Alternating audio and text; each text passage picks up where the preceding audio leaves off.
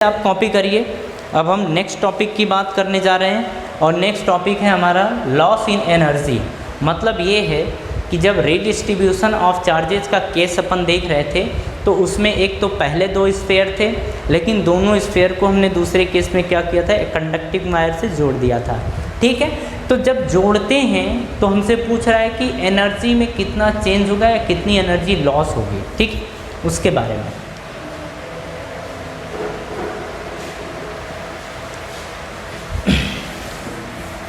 तो देखिए, जो जोड़ने के बाद एनर्जी में लॉस आता है वो साउंड और स्पार्किंग के रूप में लॉस होता है। मतलब जो एनर्जी का लॉस होता है वो स्पार्किंग और साउंड के रूप में खर्च हो जाती है। ठीक है, और वही एनर्जी लॉस हो जाती है।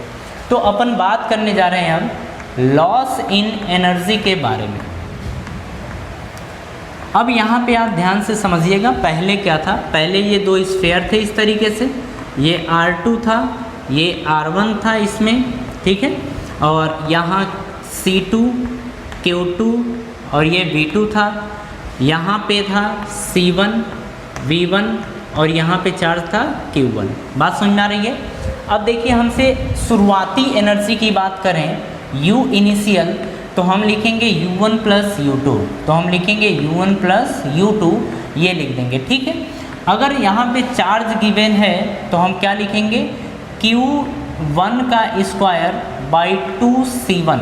हाँ बिल्कुल, अभी था हमने देखा था कि अगर हम इसकी एनर्जी की बात करें तो इसकी जो एनर्जी अगर इसको U1 मान लें तो इसके ऊपर जो चार्ज है Q, तो Q स्क्वायर बाई 2, इसका कैपेसिटेंस C1, तो ये आ जाएगा। अगर इसके एनर्जी की बात करें और U2 मान लें तो ये आ जाएगा हाफ, या इसको बोल दे Q स्क्वायर या Q2 स्क्वायर बाई 2C2। ठीक है, अब यहाँ पे रखिए U1 के प्लेस पे ये पुट करेंगे प्लस U2 के प्लेस पे हम पुट करेंगे Q2 का स्क्वायर बाई 2C2। ठीक है, ये शुरुआती एनर्जी थी। लेकिन अगर हम बाद की एनर्जी की बात करें तो आप बाद की एनर्जी क्या होगी उसे भी आप देख लीजिए। ठीक है, तो अपन ऐसा समझ लेते हैं कि पोटेंशियल के फॉर्म में इसे लिख देते हैं। तो हम लिखेंगे U final is equals to, देखो ये आता है हाफ CV का स्क्वायर। ठीक है, हाफ CV का स्क्वायर होता है। तो दोनों को जब हमने जोड़ा था तो यहाँ पे कैपेसिटेंस C1 प्लस C2 हो गया था और इनकी जो पोटेंशियल थी वो कॉमन पोटेंशियल यानी V हो गया था। तो यानी कि हम दूसरे तरीके से भी चाहें इसको लिखना तो हम लिख सकते हैं U1 dash plus U2 dash, ये हम लिख सकते हैं। ठीक है, अगर हम इसके U1 की बात करें तो हम लिखेंगे हाफ C1 V का स्क्वायर, क्योंकि यहाँ का कैपेसिटेंस C1 है लेकिन पोटेंशियल V है, ये लिखेंगे। प्लस U2 के प्लेस पे हम लिखेंगे तो हाफ C2, इसका पोटेंशियल V है तो V का स्क्वायर। ठीक है, अब यहाँ से आप हाफ V स्क्वायर कॉमन ले लीजिए तो अंदर बचेगा C1 प्लस C2 और V स्क्वायर कॉमन हो गया। ठीक है, अब यहाँ पे बात कर रहा है लॉस इन एनर्जी के बारे में, तो हम बोलेंगे एनर्जी लॉस। एनर्जी लॉस, अगर एनर्जी लॉस की बात करें तो यहाँ पे आप क्या लिखेंगे, यहाँ पे लिखेंगे जैसे डेल U या फिर लिखेंगे एनर्जी लॉस। तो energy loss is equals to U initial minus U final होगा। ठीक है, जब एनर्जी में लॉस होगी यानी कि शुरुआती एनर्जी ज़्यादा और बाद की एनर्जी कम, ऐसा ही होता है। तो U इनिशियल के प्लेस पे हम क्या पुट कर देंगे, हम पुट कर देंगे, अच्छा इसको हम दूसरे तरीके से भी लिख सकते थे।